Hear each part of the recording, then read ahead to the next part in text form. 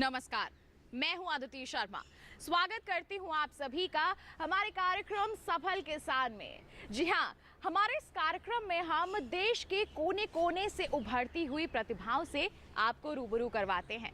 आज के जो हमारे सफल किसान हैं, वो पशुपालन और कृषि के क्षेत्र की सभी विधाओं में अपना परचम लहरा रहे हैं। जी हाँ, उच्च पशु नस्ल से लेकर बाजार में जैविक उत्पाद तक कैसा रहा है इनका सफर, और साथ ही साथ किन परेशानियों का किया है इन्होंने सामना, किसका सही मार्गदर्शन इन्हें मिला है। आइए इन्हीं सवालों के जवाब हासिल करने के लिए आपको ले चलते हैं उत्तर प्रदेश के गौतम बुद्ध नगर में।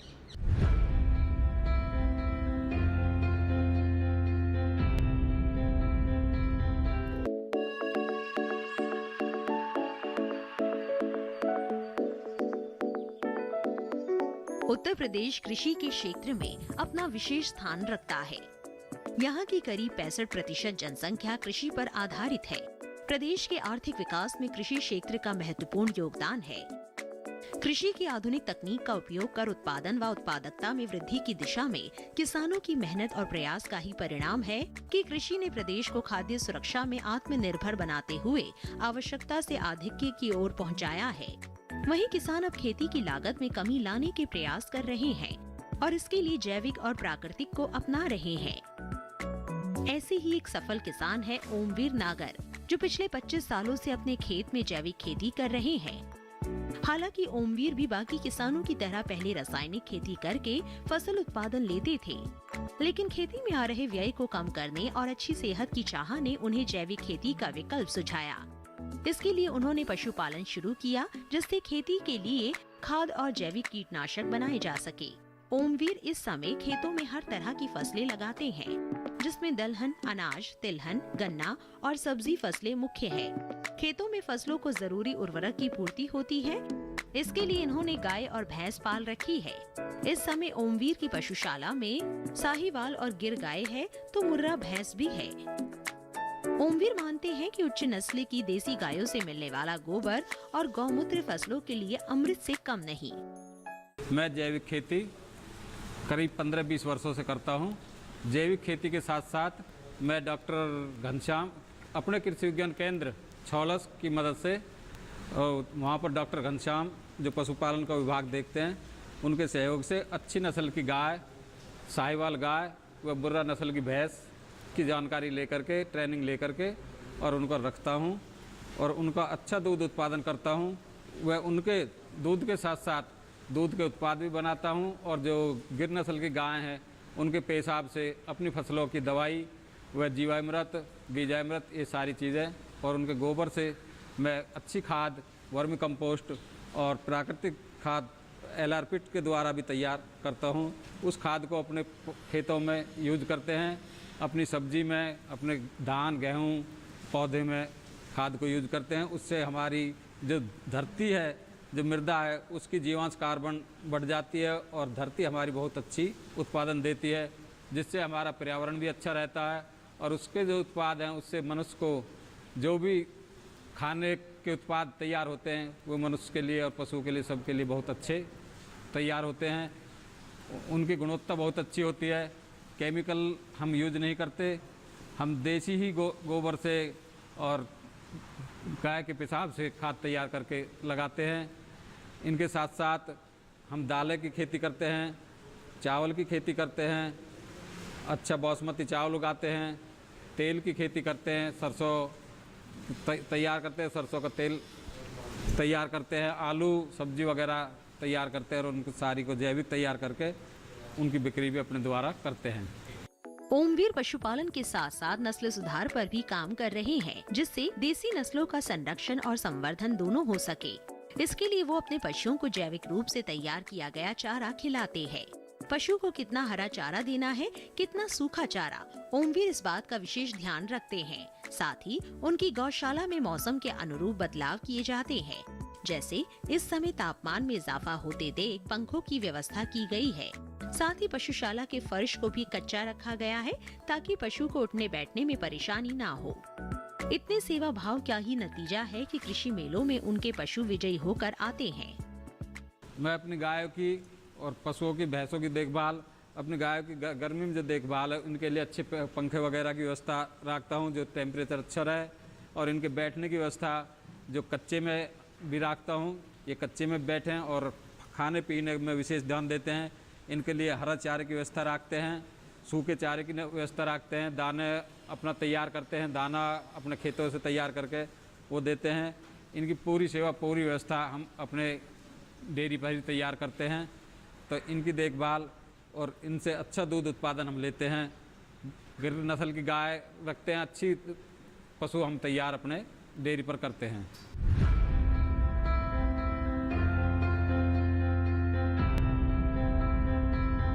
यहाँ वक्त हो चला है एक छोटे से ब्रेक का। आप कहीं मत जाइए।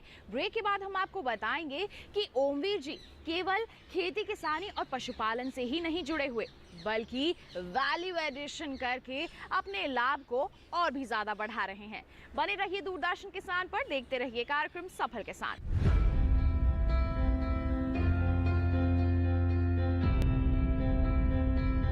ग्रामीण विकास मंत्रालय द्वारा प्रायोजित जनजातीय महिलाओं को बनाया स्वावलंबी। 1483 हेक्टेयर में तसर रेशम की खेती करने में महिलाओं को मिला सरकार का साथ। महिला किसान सशक्तिकरण परियोजना आत्मनिर्भरता की ओर एक महत्वपूर्ण कदम, केंद्रीय रेशम बोर्ड द्वारा कार्यान्वित।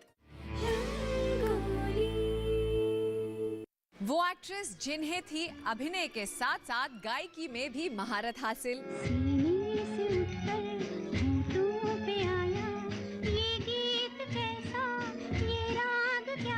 लेकिन क्यों नहीं करती थी वो इस हुनर का इस्तेमाल।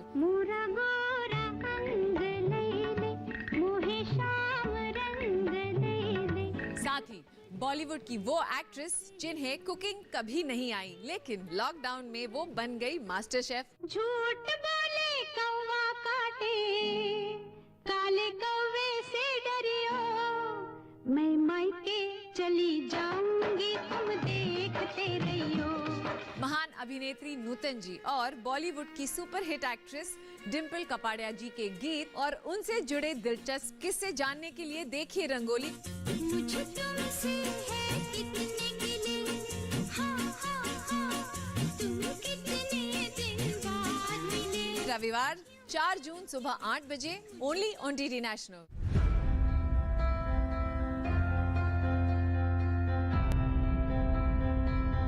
ब्रेक के बाद दूरदर्शन किसान के कार्यक्रम सफल किसान में स्वागत आप सभी का। जैसा कि ब्रेक पर जाने से पहले हमने आपको बताया था कि हम बहुत सारी रोचक जानकारियां आप तक पहुंचाएंगे, तो फिर आइए चलते हैं, रुख करते हैं ओमवीर जी के घर का।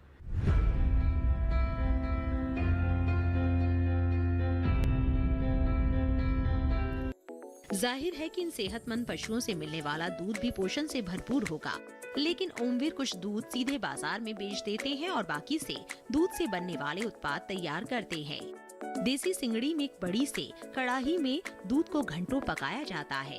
लगातार चलाते रहने के बाद कुछ घंटों डाला गया दूध खोआ में तब्दील हो जाता है। ओमवीर इसके अलावा मक्खन, पनीर, दही और घी भी तैयार करते हैं। जैविक चारा खाने के बाद मिलने वाला दूध और देसी तरीके से तैयार उत्पाद की बढ़िया मांग रहती है, इसीलिए इन्हें अपने उत्पादों का विज्ञापन करने की जरूरत नहीं होती। आसपास के लोग तो पहले से ही ऑर्डर दे देते हैं, वहीं बाजार में भी उनके उत्पादों का इंतजार रहता है। हालांकि ओमवीर पहले ये काम नहीं करते थे।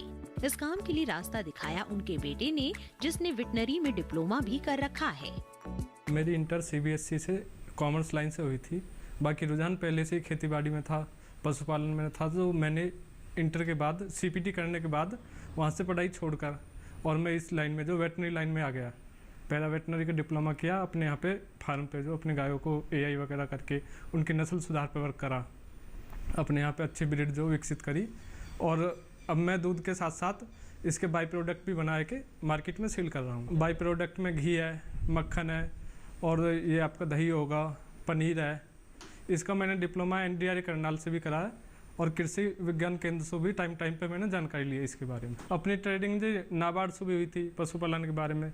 फिर मैं तरह तरह के जो मेले लगते हैं, ऑर्गेनाइज होते हैं, मैं वहाँ पर भी जाता रहता हूँ सीखने के लिए। अभी मैंने अपना साइलेज भी डाला है पशुओं के लिए, पहली बार अपने यहाँ पे काफ़ी लोग देखने के लिए भी आए कि पंजाब में हरियाणा में आम चीज़ है, हमारे लिए यहाँ पर जो है नई चीज़ है, बिल्कुल साइलेज वगैरह खिलाते नहीं है।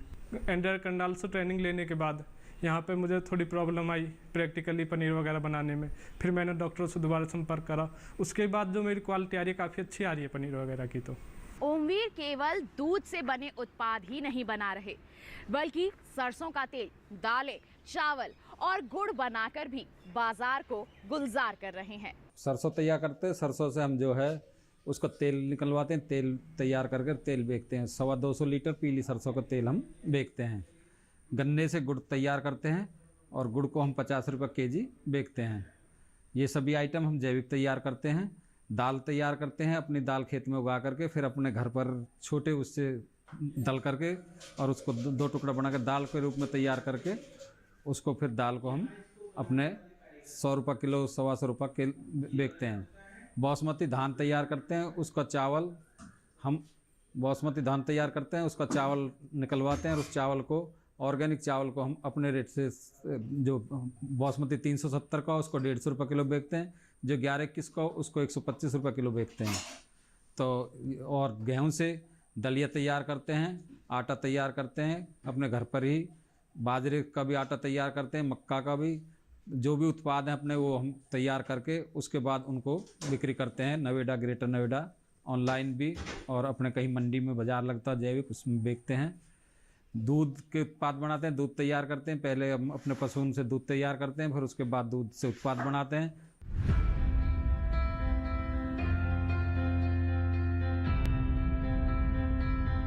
यहाँ वक्त हो चला है एक और छोटे से ब्रेक का। आपका ही मत जाइए, ब्रेक के बाद हम आपको मिलवाएंगे कुछ ऐसे किसानों से जो ओमवीर जी से प्रेरणा लेकर अपनी खेती में सुधार कर रहे हैं। बने रहिए दूरदर्शन किसान पर, देखते रहिए कार्यक्रम सफल किसान।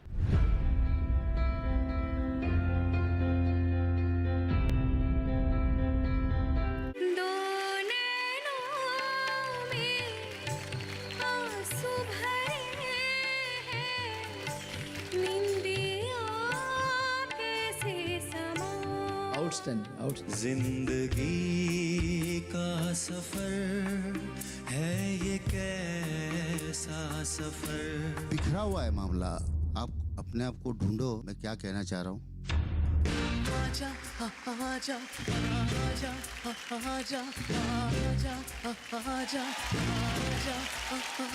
सुरों का एकलव्य, सुरों का एकलव्य।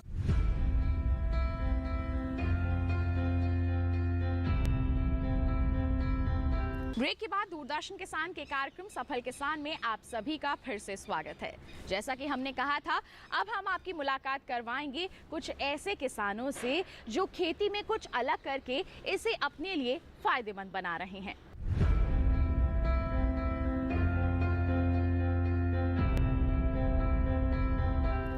सफलता खुशबू की तरह होती है, एक बार मिल जाए तो लोगों को आकर्षित जरूर करती है। ओमवीर जी के साथ भी यही हुआ। जैसे जैसे खेती में वो नए प्रयोग करते गए, वैसे वैसे सफलता उनके कदम चूमती गई और उनके इस सफर में उनके जैसे कई किसान साथ हो लिए। आसपास के किसान ओमवीर से खेती से जुड़ी सलाह और तकनीकी ज्ञान लेते हैं। किसानों के साथ ने ओमवीर जी को एक और अनुपम कार्य करने के लिए प्रेरित किया और उन्होंने एक FPO बना लिया, जिससे किसान जैविक प्राकृतिक खेती तो करे ही, साथ ही उनकी आय में भी इजाफा हो। ओमवीर सिंह हमारे साथी थे, हम मित्र थे, दोनों भाई एक साथ खेती करते थे और धीरे धीरे हम जुड़ते गए और हमने काफ़ी लोगों को यहाँ जोड़ा है। हाँ, इनके यहाँ भाई साहब ओमवीर के यहाँ आते जाते रहते हैं, तो ये खेती के बारे में हमें दिशा सूचक देते हैं। चावल की खेती भी, मक्का की भी, बाजरे की भी, और चरी में भी अच्छे अच्छे बीजों की वो देते हैं जानकारी। हम वाल भी आके यहीं शिक्षा लेते हैं, जैसा निर्देश देते हैं वैसे हम भी कर लेते हैं। जैविक खाद भी डालते हैं, यहाँ से भी ले जाते हैं, वहाँ भी बना लेते हैं। गोबर का खाद ही ज़्यादा यूज करते हैं। हम अच्छी नस्ल के पशु अपनी डेयरी में रखते हैं और उनको कहीं कृषि के मेले वगैरह लगते हैं, पशु प्रदर्शनी लगती है, उनमें इनाम वगैरह के लिए ले जाते हैं। तो हमारी एक बच्ची कटिया जो फर्स्ट थी, उसको सेकंड का इनाम मिला था हरियाणा से। एक अभी मुजफ्फरनगर पशु को प्रदर्शनी लगी, उसमें हमारी साहिवाल गाय को सेकंड का इनाम। मिला है 31,000 रुपये का। तो अच्छी नस्ल के हम पशु रखते हैं और उनको बाहर भी प्रदर्शनी में ले जाते रहते हैं और अच्छी नस्ल सुधार का कार्य अपने क्षेत्र में कर रहे हैं। महाभारत हम सब ने देखी होगी, जिसमें युद्ध भूमि में कुशल सारथी की मदद से विजय हासिल हुई थी। ठीक इसी तरह ओमवीर जी के संघर्ष में बेहतर सारथी की तरह हमेशा साथ रहा कृषि विज्ञान केंद्र। कृषि विज्ञान केंद्र के विशेषज्ञ कुंवर घनश्याम जी ने ही ओमवीर को जैविक खेती, पशुपालन और मूल्यवर्धन की तकनीकें समझाई, जिसका परिणाम आज सबके सामने है। हमारे यहाँ पे जो प्रशिक्षण का कार्य होता है कृषि विज्ञान केंद्र में, 2 तरह के प्रशिक्षण है। किसानों के लिए प्रशिक्षण है, प्रसार कार्यकर्ताओं के लिए प्रशिक्षण है। इसके अलावा एम्प्लॉयमेंट जनरेशन, जो बेरोजगार युवक हैं, बेरोजगार युवक के लिए रोजगार परक प्रशिक्षण, जैसे कि हमने ओमवीर सिंह जी को दिया था काफ़ी समय पहले। और इसके अलावा ऑन फार्म ट्रायल्स और प्रथम पंक्ति प्रदर्शन हम किसानों के यहाँ करते हैं। ओमवीर सिंह जी हमारे यहाँ पहले आए तो पहले एक साधारण किसान हुआ करते थे। उसके बाद में हमने इनसे थोड़ा सा जानकारी ये इच्छुक थे पशुपालन के रूप में, क्योंकि गांव के होने के नाते इनका रुझान पशुपालन की तरफ बहुत ज़्यादा था। तो इन्होंने पशुपालन में हमारे यहाँ से प्रशिक्षण प्राप्त किया। धीरे धीरे हमने इनको बताया कि पहले ब्रीड कौन सी रखनी है, नस्ल के बारे में बताया, तो इन्होंने हमारी चीज़ को माना और पशुपालन का काम शुरू किया। सबसे पहले इन्होंने साहिवाल नस्ल जो हमारी गाय की है, देसी नस्ल, उसकी तरफ इन्होंने पशु खरीदे और साहिवाल नस्ल का काम शुरू किया। इसके बाद में जब इनको फ़ायदा होने लगा, धान और गेहूं की खेती करते थे, उसके अलावा जो दूध बेचने से इनकम होने लगी धीरे धीरे, तो फिर इन्होंने शुरू किया कि गाय के साथ में एक भैंस का भी काम शुरू कर दिया जाए। तो भैंस में हमने इनको मुर्रा बफेलो, यहाँ के लिए जो मुर्रा नस्ल की भैंस है उसके बारे में बताया और इन्होंने मुर्रा नस्ल की भैंस खरीद के मुर्रा नस्ल की भैंस भी रखना शुरू कर दिया अपने यहाँ पे। फिर धीरे धीरे जैसे इनको आमदनी बढ़ती गई दूध से, तो इन्होंने ये हमने बताया कि इन्हें गिर गाय के दूध की मांग भी बहुत ज़्यादा है आजकल एनसीआर के क्षेत्र में, क्योंकि ये ग्रेटर नोएडा में पड़ता है गाँव। यहाँ पे जितनी भी सोसाइटी हैं या कॉलोनी हैं वो गिर गाय के दूध की भी मांग कर रही है, देसी गाय A2 मिल्क की। तो फिर इन्होंने यहाँ पे अपने यहाँ पे गिर गाय भी रखना शुरू कर दिया। फिर धीरे धीरे जैसे ही गाय की संख्या बढ़ती चली गई तो दूध का भी यहाँ पे स्टोरेज होने लगा। फिर हमने इनके यहाँ एक चिलिंग प्लांट छोटा लगवाया जिससे कि दूध हमारा जल्दी से ख़राब न हो। उसके बाद में हमने इनको सलाह दी कि आप थोड़ा सा कॉलोनी में आसपास की जगह में बोतल बंद दूध के माध्यम से भी दूध की सप्लाई कर सकते हैं, ऑर्गेनिक मिल्क भी सप्लाई कर सकते हैं। तो इन्होंने इस समय ऑर्गेनिक मिल्क की सप्लाई भी किया हुआ है और वैल्यू एडिशन के रूप में जैसे खोवा बनाते हैं अपने यहाँ, जैसे ही कोई ऑर्डर आता है तो खोवा भी सप्लाई करते हैं, पनीर की सप्लाई करते हैं। तो इस तरह से ये दूध और वैल्यू एडिशन में। इसके अलावा अब हमने इनके यहाँ पे वर्मी कंपोस्ट की यूनिट तैयार करा दी है और गौ आधारित प्राकृतिक खेती, उसमें गाय का ही सब कुछ रोल है। तो गाय के गोबर और पेशाब से जो खेती होती है हमारी, बाजार से हमें कुछ भी खरीद के नहीं अपने खेत में डालना होता है, तो वो हम गौ आधारित प्राकृतिक खेती की तरफ भी ले जा रहे हैं। गौ आधारित प्राकृतिक खेती में हमने इनसे घन जीवामृत, जीवामृत ये और किण्वीकृत मट्ठा, इसका उपयोग करते हुए अपनी फसलों से ज़्यादा जैविक उत्पाद कैसे लें, ऑर्गेनिक उत्पाद कैसे लें, प्राकृतिक उत्पाद कैसे लें, इन सब की जानकारी भी दी जा रही है। पहले साधारण किसान हुआ करते थे, अब इनकी आमदनी 2 से 3 गुना बढ़ती जा रही है और सभी गांव में लोग इनको प्रगतिशील कृषक मानते हुए, तो ये सब लोग यहाँ पे देखने भी आते हैं और बोल रहे हैं कि हम भी इनके जैसा कर सकते हैं। पशुपालन से इनको काफ़ी फायदा हुआ है। 2019 में सरदार वल्लभ भाई पटेल में जो पशु प्रदर्शनी हुई थी, उनकी साहिवाल जो नस्ल की बछिया थी उसको 3rd प्राइज मिला था, वहाँ पे 3रा स्थान प्राप्त किया था। अभी लास्ट मंथ पिछले महीने जो मुजफ्फरनगर में पशु प्रदर्शनी हुई है हमारी बहुत बड़े स्तर पे, उनको यहाँ पे ओमवीर सिंह की बछिया को 2य स्थान प्राप्त किया और 31,000 रुपये से सम्मानित किए गए वहाँ पे। पहले हम रासायनिक खेती करते थे, रासायनिक खेती के करते हुए फिर हमने जो अपने कृषि विज्ञान केंद्र के डॉक्टरों से मिले, वहाँ से हमने जैविक खेती की शुरुआत की। तो जैविक खेती में हम जो है वर्मी कंपोस्ट बनाते थे, अपनी खादें वगैरह बनाते थे और बीज भी अपने ही तैयार करते थे। तो कृषि विज्ञान केंद्र से काफ़ी जानकारी लेकर के हमने जैविक खेती स्टार्ट की और उसमें जो हम अपनी दाल, सब्जी और चावल, गेहूँ सारे आइटम तैयार करते थे और उनको अपने उत्पादन करते थे। इसके साथ चावल में हम बासमती धान उगाते हैं और बासमती के साथ साथ चावल में हमने जो NCI पूसा संस्था से जुड़ करके पहले 20 किसान थे, उससे IPM से जुड़े, फिर 20 किसान से अब 1000 किसान हैं और ये पहले 20 एकड़ से शुरुआत हो करके अब 1500 हेक्टेयर भूमि में IPM के द्वारा खेती हो रही है। तो इसमें हमारे द्वारा हम और किसानों को जोड़ करके हमने सभी किसानों को इसमें कई गांवों के 20-25 गांवों के किसानों को इसमें IPM में जोड़ा है और जैविक खेती में जोड़ा है। अब जैविक से भी और प्राकृतिक खेती पर हम कृषि विज्ञान केंद्र के सहयोग से प्राकृतिक खेती में आ गए हैं। उसमें हम जो जैविक में सूडोमोनास, ट्राइकोडर्मा, बवेरिया बेसियाना, जितने भी जैविक दवाई वगैरह थी वो लगाते थे, अब उनको भी कम करके हमने प्राकृतिक खेती पर आ गए हैं और उसमें गाय का ज़्यादा इस्तेमाल करते, गाय के पेशाब का इस्तेमाल करते हैं, गाय के गोबर का इस्तेमाल करते हैं, गाय के से जीवामृत, घन जीवामृत सारी चीज़ बना करके अपने खेतों में यूज करते हैं। उससे हमारी खेतों की जो मृदा है वो बहुत अच्छी बन गई है, उसका जीवांश कार्बन बढ़ गया है, उसमें कीट बहुत कम लगते हैं, बीमारी रोग कम आते हैं। तो हमारी जो रासायनिक दवा लगाने की हमको ज़रूरत नहीं पड़ती। हम जैविक ही दवाई नीम के पत्तों से की निबोली बटली करके उनसे अपनी दवाई जैविक तैयार करते हैं, प्राकृतिक तैयार करते हैं और उनको अपने खेतों में यूज करते हैं। तो दवाई की भी आवश्यकता नहीं पड़ती। इससे हमारी जो उत्पादन है वो भी बढ़ा है और हमारी आय में भी वृद्धि हुई है। पहले से हमारी आय ये करीब 8-7 साल से हम कर रहे हैं, तो हमारी आय अब जो दुगनी हो गई है। पशुपालन को हम इसके साथ साथ जोड़ते हैं, तो पशुपालन और खेती एक साथ चलते हैं, तो उससे हमारी खेती और पशुपालन दोनों स्वस्थ रहते हैं। जो भी खेत में हम तैयार करते हैं उस मटेरियल को, ज्वार, मक्का जो भी, उसको पशु को खिलाते हैं, उसके गोबर से, उसके पेशाब से उसको फिर जमीन धरती माता को देते हैं। उससे हमारी धरती और हमारा जो चलन है प्रकृति का वो संतुलन बना रहता है। इसी से हमारी आमदनी बढ़ती है।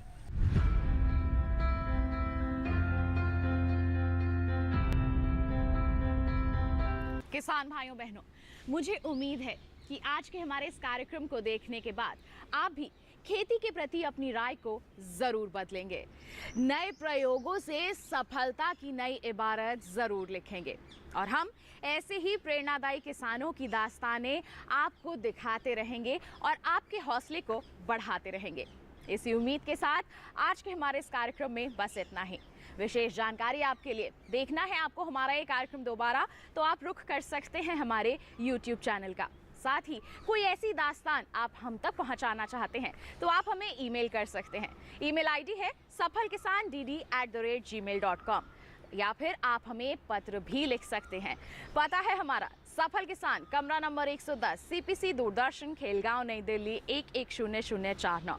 तो किसान भाइयों बहनों, आज के लिए बस इतना ही। अगले अंक में फिर होंगे हाजिर। तब तक के लिए दीजिए इजाजत, लेकिन आप बने रहिए दूरदर्शन किसान पर। नमस्कार।